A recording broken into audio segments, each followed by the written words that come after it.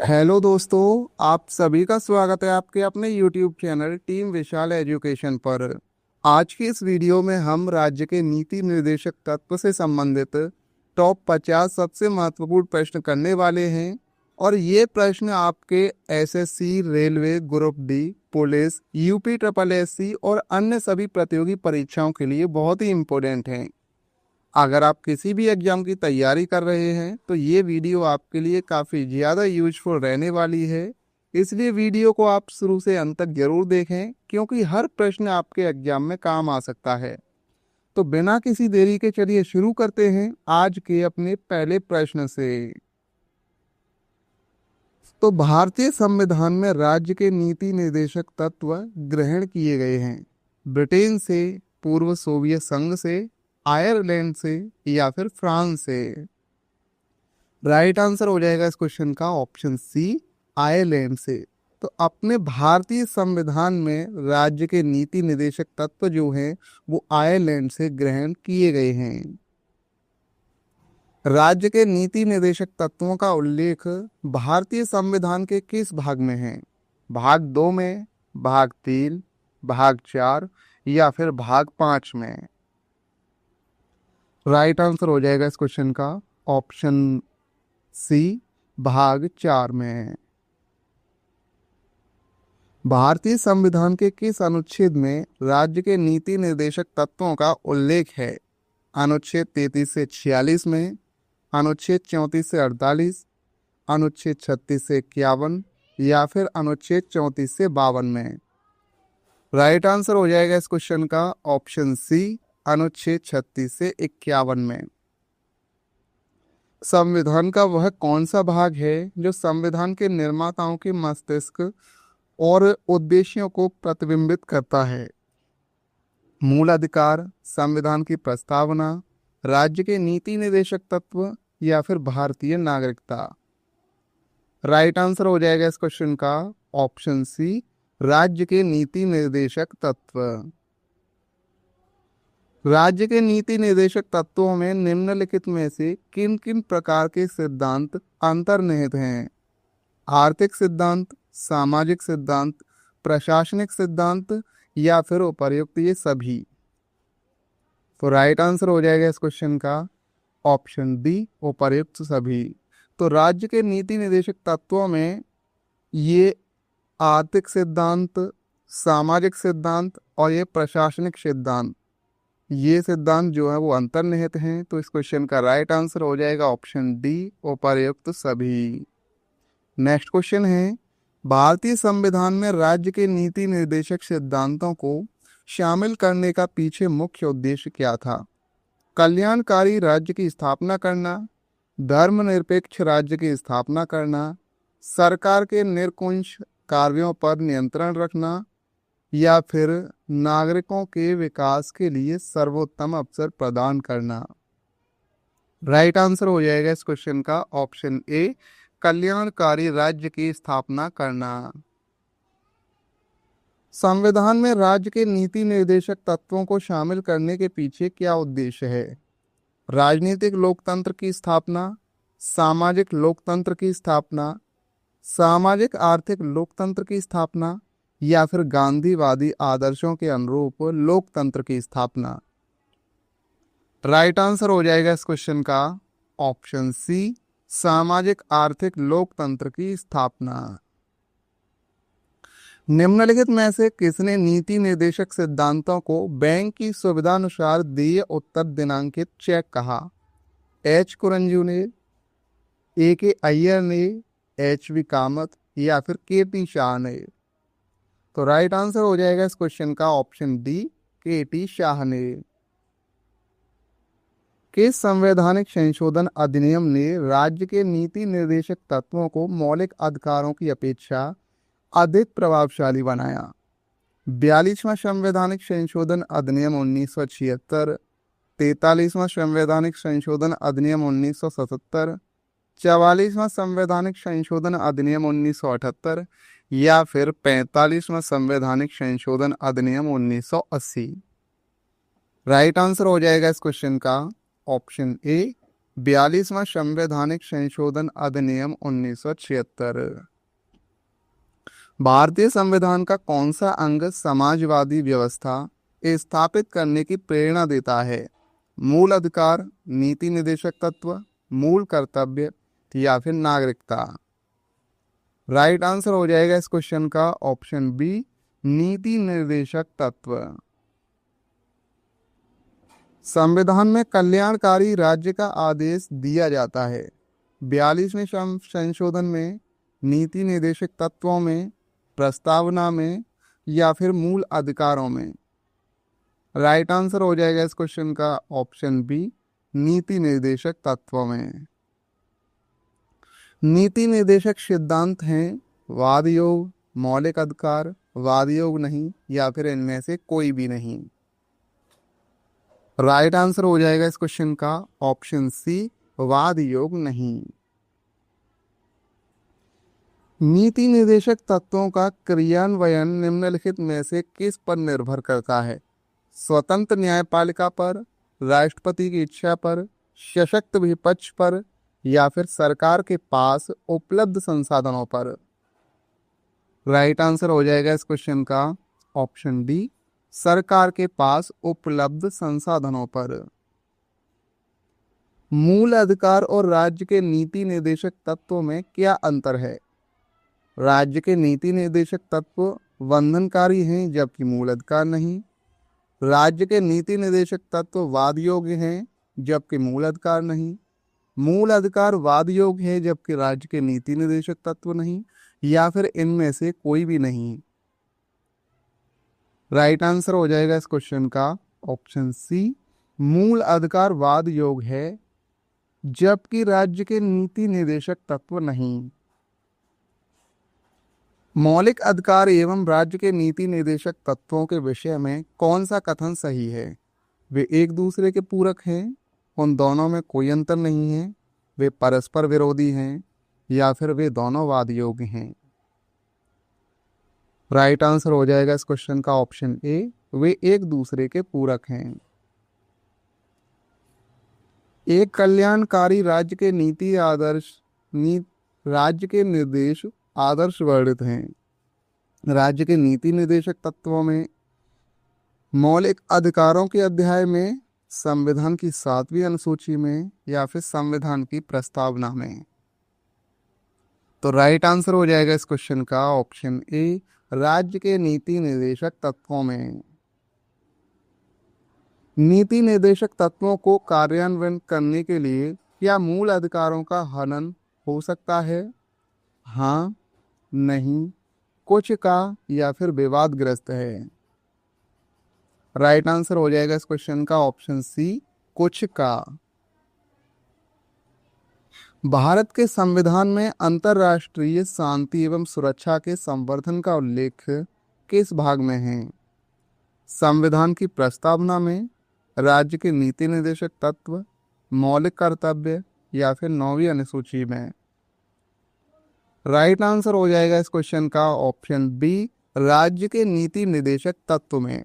तो भारत के संविधान में अंतर्राष्ट्रीय शांति एवं सुरक्षा के संवर्धन का उल्लेख जो है वो राज्य के नीति निर्देशक तत्व में है। समान कार्य के लिए समान वेतन भारत के संविधान में सुनिश्चित किया गया एक मौलिक अधिकार है, मौलिक कर्तव्य है, आर्थिक अधिकार है या फिर राज्य के नीति निर्देशक सिद्धांत का अंग है? राइट आंसर हो जाएगा इस क्वेश्चन का ऑप्शन डी, राज्य के नीति निर्देशक सिद्धांत का अंग है। भारतीय संविधान के निम्नोक्त भाग में से एक न्यायपालिका तथा कार्यपालिका के पृथक का प्रावधान है? प्रस्तावना, मूल अधिकार, राज्य के नीति निर्देशक सिद्धांत या फिर 7वीं तालिका? राइट आंसर है इस क्वेश्चन का ऑप्शन सी, राज्य के नीति निर्देशक सिद्धांत। भारतीय संविधान में राज्य के नीति निर्देशक सिद्धांत को किस मुख्य कारण से सम्मिलित किया गया है? कल्याणकारी राज्य की स्थापना के लिए, धर्मनिरपेक्ष राज्य की स्थापना के लिए, सरकार के स्वेच्छाचारी आचरण को रोकने के लिए या फिर सरकार को विकास में आवश्यक अवसर प्रदान करने के लिए। राइट आंसर हो जाएगा इस क्वेश्चन का ऑप्शन ए, कल्याणकारी राज्य की स्थापना के लिए। नेक्स्ट क्वेश्चन है, भारतीय संविधान के किस भाग में कल्याणकारी राज्य का विचार है? प्रस्तावना में, मूल अधिकार, राज्य की नीति निदेशक तत्व या फिर मूल कर्तव्य। राइट आंसर है इस क्वेश्चन का ऑप्शन सी, राज्य की नीति निदेशक तत्व। संविधान का कौन सा अंश भारत के नागरिकों को आर्थिक न्याय प्रदान करने का संकेत करता है? राज्य के नीति निदेशक तत्व, प्रस्तावना, मौलिक अधिकार या फिर ये सभी। राइट आंसर हो जाएगा इस क्वेश्चन का ऑप्शन ए, राज्य के नीति निदेशक तत्व। निम्नलिखित में कौन सा राज्य नीति का नीति निदेशक सिद्धांत नहीं है? अंतर्राष्ट्रीय शांति को प्रोत्साहन, 14 वर्ष तक के बच्चों को निःशुल्क अनिवार्य शिक्षा प्रदान करना, गोवध निषेध या फिर निजी संपत्ति की समाप्ति। राइट आंसर है इस क्वेश्चन का ऑप्शन डी, निजी संपत्ति की समाप्ति। राज्य के नीति निदेशक तत्व में क्या शामिल है जो मूल अधिकार में नहीं है?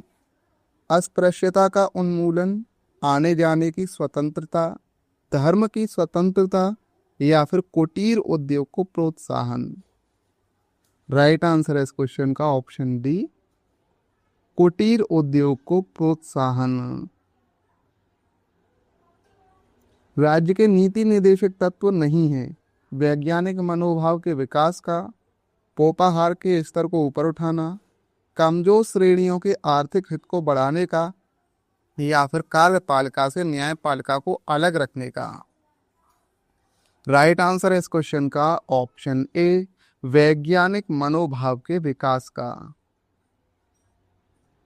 किस नीति निर्देशक सिद्धांत को प्रायः समाजवादी माना जाता है? ग्राम पंचायतों की स्थापना को, गोवध पर प्रतिबंध, अंतर्राष्ट्रीय शांति एवं सुरक्षा को प्रोत्साहन, आय की असमानताओं को कम से कम करना। राइट आंसर हो जाएगा इस क्वेश्चन का ऑप्शन ए, ग्राम पंचायतों की स्थापना। निम्नलिखित निर्देशक सिद्धांतों में वह सिद्धांत कौन सा है जिसे गांधीवादी सिद्धांत कहा जाता है? श्रमिकों और बच्चों का संरक्षण, स्वशासन के प्रभावी एकलों के रूप में ग्राम पंचायत का संगठन, पुरुषों एवं महिलाओं के लिए सामान्य कार्य या फिर कार्यपालिका से न्यायपालिका को पृथक करना। राइट आंसर है इस क्वेश्चन का ऑप्शन बी, स्वशासन के प्रभावी एकलों के रूप में ग्राम पंचायत का संगठन। नीति निदेशक तत्व का महत्व किसके लिए है? नागरिक के लिए, राज्य के लिए, समाज या फिर संघ के लिए। राइट आंसर है इस क्वेश्चन का ऑप्शन बी, राज्य के लिए। भारत के निम्नलिखित में से किस राज्य में समान नागरिक संहिता लागू है? मेघालय, केरल, हरियाणा या फिर गोवा में। इस क्वेश्चन का राइट आंसर है ऑप्शन डी, गोवा। तो भारत के गोवा राज्य में समान नागरिक संहिता जो है वो लागू है। राज्य के नीति निर्देशक सिद्धांतों के अनुसार किस आयु तक के बच्चों को निःशुल्क एवं अनिवार्य शिक्षा देने की आशा की जाती है? 14 वर्ष, 15 वर्ष, 16 वर्ष या फिर 18 वर्ष। राइट आंसर है इस क्वेश्चन का ऑप्शन ए। तो राज्य के नीति निर्देशक सिद्धांत के अनुसार 14 वर्ष तक के बच्चों को निःशुल्क एवं अनिवार्य शिक्षा देने की आशा जो है वो की जाती है। राज्य के नीति निर्देशक सिद्धांत किस प्रकार मौलिक अधिकारों से भिन्न हैं? पूर्वोक्त केंद्र सरकार के लिए हैं एवं उपरोक्त राज्य के लिए। पूर्वोक्त संविधान का अंश नहीं है जबकि उपरोक्त है। राज्य के नीति निर्देशक सिद्धांत प्रवर्तनीय नहीं है जबकि मूल अधिकार प्रवर्तनीय है, या फिर इनमें से कोई भी नहीं है। राइट आंसर हो जाएगा इस क्वेश्चन का ऑप्शन सी।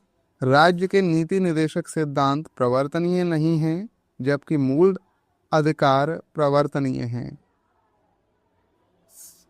भारतीय संविधान के कौन से संशोधन अधिनियम द्वारा टकराव की दशा में राज्य की नीति निर्देशक तत्वों को मूल अधिकारों पर वरीयता प्रदान की गई है? 26वां, 42वां, 43वां संविधान संशोधन या फिर 52वां? राइट आंसर है इस क्वेश्चन का ऑप्शन बी, 42वां संविधान संशोधन।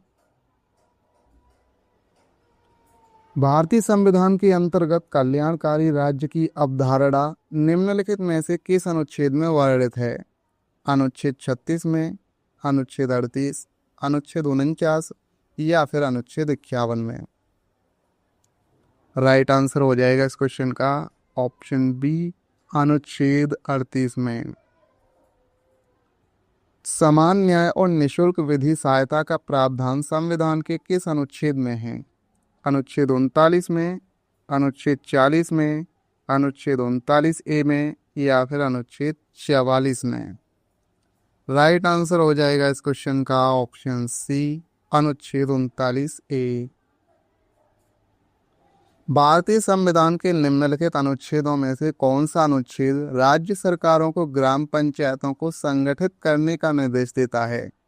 अनुच्छेद 32, अनुच्छेद 40, अनुच्छेद 48 या फिर अनुच्छेद 51?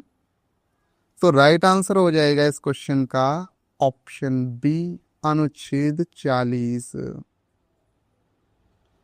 भारतीय नागरिकों के लिए एक समान सिविल संहिता प्राप्त करने की बात कही गई है? अनुच्छेद 40 में, अनुच्छेद 44, अनुच्छेद 45 या फिर अनुच्छेद 48 का में? राइट आंसर है इस क्वेश्चन का ऑप्शन बी, अनुच्छेद 44 में। संविधान के किस अनुच्छेद में न्यायपालिका का कार्यपालिका से पृथक्करण का उल्लेख किया गया है? अनुच्छेद 45 में, अनुच्छेद 46 में, 58 में या फिर 50 में? राइट आंसर है इस क्वेश्चन का ऑप्शन डी, अनुच्छेद 50 में। राज्य के नीति निर्देशक सिद्धांतों में से किस अनुच्छेद का संबंध अंतर्राष्ट्रीय शांति और सुरक्षा के संवर्धन से है? अनुच्छेद 48, अनुच्छेद 51, अनुच्छेद 52 या फिर अनुच्छेद 54? राइट आंसर है इस क्वेश्चन का ऑप्शन बी, अनुच्छेद 51। भारतीय संविधान के किस अनुच्छेद द्वारा निम्न दुर्बल वर्गों को शिक्षा संबंधी सुरक्षा प्रदान की गई है? अनुच्छेद 45, अनुच्छेद 46, अनुच्छेद 47 या फिर अनुच्छेद 48? राइट आंसर है इस क्वेश्चन का ऑप्शन बी, अनुच्छेद 46। नेक्स्ट क्वेश्चन है, काम करने के अधिकार को राज्य के नीति निर्देशक तत्वों में निम्नलिखित में से किस अनुच्छेद के अंतर्गत रखा गया है? अनुच्छेद 18 के अंतर्गत, 21 के अंतर्गत, 41 या फिर अनुच्छेद 46 के अंतर्गत? राइट आंसर है इस क्वेश्चन का ऑप्शन सी, अनुच्छेद 41 के अंतर्गत। भारत के संविधान के अनुच्छेद 49 में क्या प्रावधान है? कारखानों और खदानों में बच्चे के रोजगार का निषेध, बच्चों के लिए निःशुल्क एवं अनिवार्य शिक्षा का प्रावधान, अंतर्राष्ट्रीय शांति एवं सुरक्षा को बढ़ावा देना या फिर स्मारकों एवं स्थानों तथा प्राकृतिक महत्व की वस्तुओं का संरक्षण? राइट आंसर है इस क्वेश्चन का ऑप्शन बी, स्मारकों एवं स्थानों तथा प्राकृतिक महत्व की वस्तुओं का संरक्षण। नेक्स्ट क्वेश्चन है, निम्नलिखित में से कौन सा राज्य के नीति निर्देशक तत्वों में शामिल है? मानव के दुर्व्यापार और बलात् श्रम का प्रतिषेध, मादक पेयों और स्वास्थ्य के लिए हानिकारक औषधियों की औषधीय प्रयोजनों से भिन्न उपयोग का प्रतिषेध? तो यह केवल एक है, ये दो, एक और दो दोनों सही हैं या फिर इनमें से एक भी सही नहीं है? राइट आंसर हो जाएगा इस क्वेश्चन का ऑप्शन बी, केवल दूसरा सही है। यानी मादक पेयों और स्वास्थ्य के लिए हानिकारक औषधियों के औषधीय प्रयोजनों से भिन्न उपयोग का प्रतिषेध। निम्नलिखित में से कौन सा एक राज्य के नीति निर्देशक तत्वों का उद्देश्य नहीं है? एक कल्याणकारी राज्य की स्थापना करना, सामाजिक आर्थिक कल्याण सुनिश्चित करना, अंतर्राष्ट्रीय शांति एवं सुरक्षा की अभिवृद्धि करना, या फिर एक धार्मिक राज्य की स्थापना करना। राइट आंसर हो जाएगा इस क्वेश्चन का ऑप्शन डी, एक धार्मिक राज्य की स्थापना करना। इनमें से राज्य के नीति निर्देशक सिद्धांतों में सम्मिलित नहीं है? मद्य निषेध, काम का अधिकार, या फिर समान कार्य हेतु समान वेतन, या फिर सूचना का अधिकार। राइट आंसर हो जाएगा इस क्वेश्चन का ऑप्शन डी, सूचना का अधिकार। निम्नलिखित में से कौन सा एक संविधान के 42वें संशोधन द्वारा नीति निर्देशक तत्वों में नहीं जोड़ा गया? शोषण से युवाओं तथा बच्चों की सुरक्षा, समान न्याय तथा निशुल्क कानूनी सलाह, सभी नागरिकों के लिए समान आचार संहिता, या फिर उद्योगों के प्रतिबंध में श्रमिकों की भागीदारी। राइट आंसर है इस क्वेश्चन का ऑप्शन सी, सभी नागरिकों के लिए समान आचार संहिता। भारत के कल्याणकारी राज्य होने का विचार पाया जाता है संविधान की प्रस्तावना में, मौलिक अधिकार में, नीति निर्देशक तत्वों में, या फिर ए और सी दोनों में। राइट आंसर है इस क्वेश्चन का ऑप्शन डी, ए और सी दोनों में। राज्य के नीति निर्देशक सिद्धांतों के बारे में निम्नलिखित में से कौन सा कथन सही नहीं है? राज्य का यह कर्तव्य है कि कानून निर्माण में इन सिद्धांतों को लागू करें। यह देश के सुशासन में मौलिक है। यह राज्य पर एक कानूनी कर्तव्य लागू करते हैं। यह विधायिका और कार्यपालिका के लिए केवल निर्देश है। राइट आंसर इस क्वेश्चन का ऑप्शन सी, यह राज्य पर एक कानूनी कर्तव्य लागू करते हैं। राज्य के नीति निर्देशक तत्व सहज अध्ययन के लिए निम्न में से कौन से भागों में विभाजित किए जा सकते हैं? समाजवादी, उदार बौद्धिकतावादी, गांधीवादी, या फिर ये सभी। तो राइट आंसर है इस क्वेश्चन का ऑप्शन डी, उपर्युक्त ये सभी। भारत में निम्नलिखित में से कौन सा राज्य के नीति निर्देशक सिद्धांतों का गांधीवादी सिद्धांत है? समान काम के लिए समान वेतन, समान नागरिकता संहिता का संरक्षण करना, न्यायपालिका को कार्यपालिका से अलग करना, या फिर ग्राम पंचायत का गठन करना। राइट आंसर है इस क्वेश्चन का ऑप्शन डी, ग्राम पंचायत का गठन करना। तो दोस्तों, आज की इस वीडियो में हमने राज्य के नीति निर्देशक तत्व से संबंधित टॉप 50 सबसे महत्वपूर्ण एमसीक्यू को कवर किया है। अगर ये वीडियो आपके लिए हेल्पफुल रही हो तो वीडियो को लाइक करें, शेयर करें और चैनल को सब्सक्राइब करना ना भूलें। तो चलिए मिलते हैं एक और नई वीडियो के साथ। धन्यवाद। जय हिंद।